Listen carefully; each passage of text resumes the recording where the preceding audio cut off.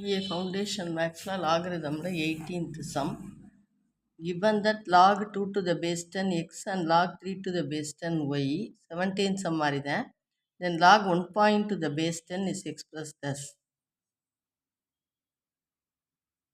இது என்ன கொடுத்துருக்குன்னா log 2 to the base 10 xன்னு கொடுத்துருக்கு, log 3 to the base 10 வந்து yன்னு கொடுத்துருக்கு. கேட்டிருக்கிறது என்னன்னா log 1.2 to the base 10. இது எப்படி எழுதலாம்னா log of 12/10ன்னு எழுதலாம், to the base 10. இது log 12/10 தான் 1.2. இதை வந்து log quotient rule படி இதை மைனஸில் எழுதணும், டிவிஷனில் இருந்தால். ப்ராடக்டில் இருந்தால் எப்படி அடிஷனில் எழுதணுமோ அதே மாதிரி டிவிஷனில் இருந்தால் சப்ராக்ஷனில் எழுதணும். இதை வந்து 2 3 ஃபேக்டர்ஸாக பிரிக்கணும்.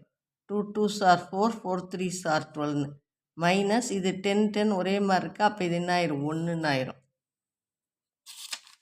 இப்போ இது வந்து ப்ராடக்டில் இருக்குது.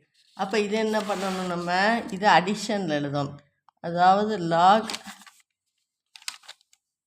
2 to the base 10 plus log 2 to the base 10 plus log 3 to the base 10 minus 1. அப்போ இந்த log 2 to the base 10ங்கிறது என்னது, எக்ஸு. இது ஒரு எக்ஸு, இது ஒரு ஒய் மைனஸ் 1. அப்போ x plus x 2x plus y minus 1. அதுதான் வந்து நமக்கு log 1.2 to the base 10க்கான ஆன்சர். இது ஒரு எக்ஸு, இது ஒரு எக்ஸு, இது ஒரு ஒய். அப்போ x plus x 2x plus y minus 1. அது இங்கே எங்கே இருக்குது, ஆப்ஷன் சி தான் ஆன்சர். ஆப்ஷன் சி தான் வந்து 2x ப்ளஸ் ஒய் மைனஸ் 1. 1.2 10ன்னு எழுதிக்கணும், 12 மைனஸ் 10ன்னு எழுதணும். இது 1ன்னு ஆயிரும், இதை 2 × 2 × 3ன்னு எழுதணும். அப்புறம் அதை அடிஷன் பண்ணி எழுதணும்.